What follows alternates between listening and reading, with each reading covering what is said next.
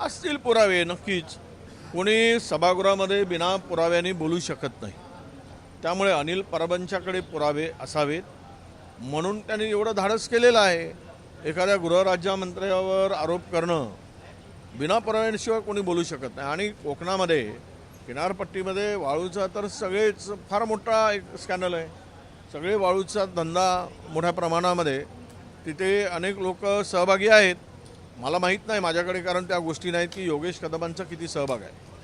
पण ते जर त्या ठिकाणी सभागृहामध्ये हा विषय येत असेल मांडला जात असेल वाळू चोरीचा तर सरकारने चौकशी केली पाहिजे आणि पुरावे असतील तर कारवाई केली पाहिजे.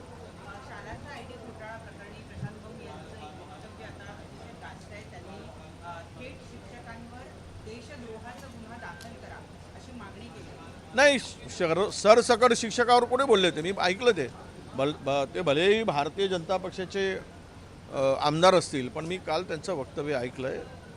त्यांनी जे बोगस शालांत ID घेऊन ज्या बोगस नोकऱ्या प्राप्त केल्या त्यांच्यावर तो देशद्रोहाचा गुन्हा दाखल करा अशी त्यांची मागणी होती.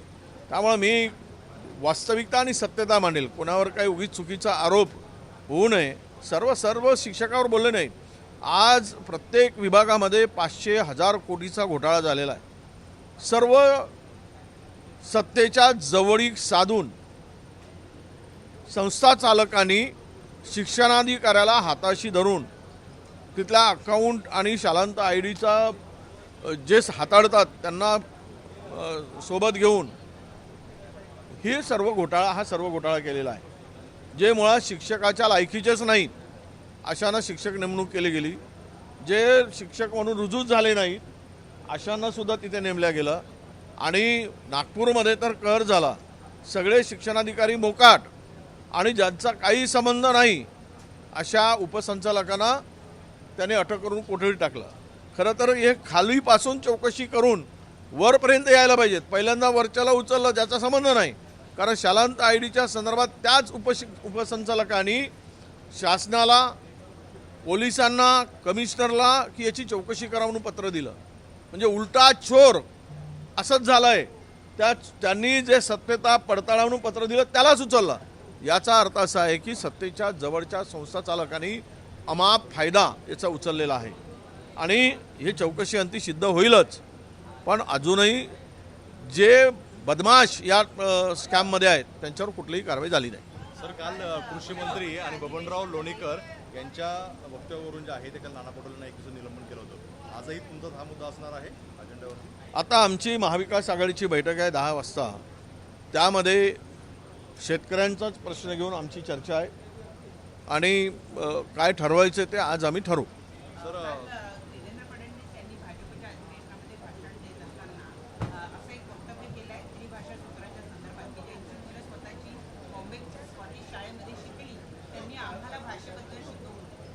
असं आहे की गुजरातची मंडळी CBSE शाळेमध्ये जातात त्यामुळं त्यांना भाषेचा अभिमान नाही आहे का? त्यांना का लागू करत नाही मग हिंदी? म्हणून कुणाची मुलं कुठल्या शाळेत शिकतात म्हणून मातृभाषेला विसरा असा आरोप करणं योग्य नाही असं माझं स्पष्ट मत आहे. सर स्थानिक स्वराज्य संस्थांच्या निवडणुका ज्या आहेत ते काँग्रेस सोबत लढण्याची शक्यता वर्तवली जाते. 2 ठाकरे एकत्र आल्यानंतर काँग्रेस त्यांच्यासोबत राहणार की वेगळी लढणार आहे? असं आहे. हा निर्णय काही तुम्ही विचारलात आणि मी उत्तर दिलं असं होत नाही. शेवट आघाड्यांचे काही तत्त्व आहेत आणि आघाड्यामध्ये बैठका घेऊन चर्चा करून हा निर्णय घ्यावा लागतो. आता कुठेही असं नाही की आम्ही एकला चलो रे असा नारा दिलेला नाही. ना हायकमांडनी सांगितलं ना आमच्या अंतर्गत बैठकीमध्ये आम्ही एकला चलो किंवा आम्ही काँग्रेस आपलं स्वतःच्या भरोसा स्वबळावर लढावं असा कुठलाही निर्णय झालेला नाही. चर्चा सुरू आहेत. 5 लोकांची कमिटी केलेली आहे. ज्या घटक पक्ष आहेत आमचे महाविकास आघाडीचे किंवा नवीन येणारे काही पक्ष असतील त्यांच्याबरोबर चर्चा करू आणि तो निर्णय जाहीर करू. कुणाल पाटलांनी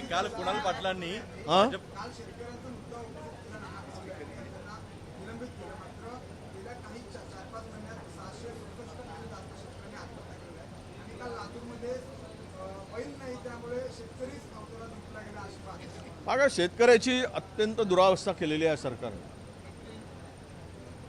त्यांना MSP प्रमाणे कुठलेही त्यांचं उपज खरेदी केला जात नाही, त्यांनी पिकवलेलं धान्य खरेदी होत नाही, कापूस होत नाही, सोयाबीन होत नाही, धान होत नाही, कडधान्य होत नाही. मग कसली हे MSP? आम्ही MSPच्या 1.5 भाव देऊ, कसला हा आव आणून छाती दाखवली? आणि कुठे मिळत आहे शेतकऱ्यांना? कुठे गेले ते छाती दाखवणारे? त्यामुळे शेतकरी उद्ध्वस्त झालेला आहे. बरं, खोटी आश्वासन देऊन त्यांना तुम्ही कर्जापासून मुक्त कर्जमाफी देतो म्हटलात, कर्जमाफी देऊ शकला नाही. आणि आज आम्ही स्थगनही दिला या संदर्भात की शेतकऱ्यांच्या आत्महत्या संदर्भात स्थगन आहे. चर्चा बाजूला, बाकीची कामं करून शासनाने चर्चेची तयारी दर्शवावी आणि या मुद्द्यावर चर्चा करावी. पहिल्यांदा शेतकऱ्याला तुम्ही कर्जमाफी देण्याची घोषणा करावी अशी आमची मागणी असणार आहे. हां,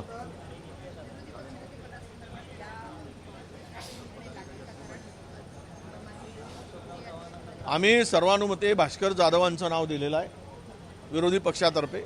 मला वाटतं की आता असं कुठलाही नियम किंवा काही अडचण नाही आहे, पण नियम नाही आहे, नियतीचा विषय आहे. त्यामुळं नियमात नसताना नियत जर साफ असेल तर ते अधिवेशनात करतील. आम्हाला निमंत्रण आले आहेत आणि आम्ही सहभागी होण्याचा निर्णय घेतलेला. सर, संजय राऊतांनी आता एक पत्र लिहिलं आहे मुख्यमंत्र्यांना आणि आमदार सुनील शेळके यांच्या संदर्भातलं पत्र आहे. सुनील शेळकेंनी जवळपास अनेक कोटींची रॉयल्टी जी आहे ती बुडवली आहे, अशा पद्धतीचा आरोप त्यांनी पत्राद्वारे केलेला आहे. मुख्यमंत्र्यांना पत्र लिहिलं. लाईन लागेल घोटाळ्यांचे आरोप केले तर. सरकार बरोबर जो आहे, सरकार के साथ है वो सेफ है, असं आहे. जो कितीही भ्रष्टाचारी असेल तरी त्याला साफसुथरं करायचं काम सरकारमध्ये गेल्यावर होते. आणि म्हणून हे सगळे लोक पळवापळवीचं काम चाललेलं आहे. तुम्हाला किती लोक, शेळकेंचंच काय, राज्याला लुटण्याचं काम सुरू आहे, राज्य लुटून खाण्याचं काम सुरू आहे. आणि जो सत्तेमध्ये आहे, सत्तेच्या बरोबर आहे, त्याला लुटण्याची मुभा आहे.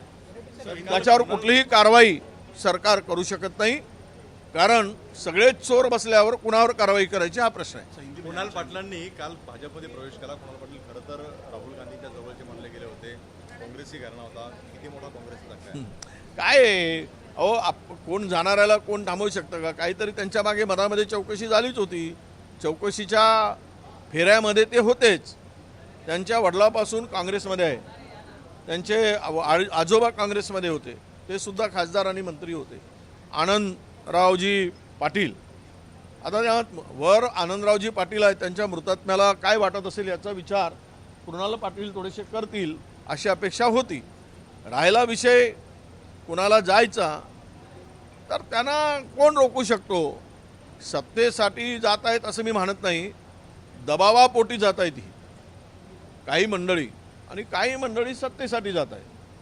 त्यामुळं कोण गेला की जात आहे म्हणून आम्ही थांबणार आहोत असा विषय अजिबात नाही.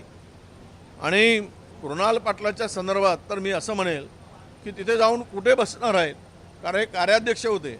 म्हणजे बघा, बसवराज पाटील काँग्रेसचे कार्याध्यक्ष होते महाराष्ट्राचे, त्यांना आता भाजपचं जिल्हाध्यक्ष केला आहे. आणि म्हणजे त्यांना कुठे बसवतायत, यांना कुठल्या स्थानावर बसवतील त्यावेळेस त्यांना कळेल.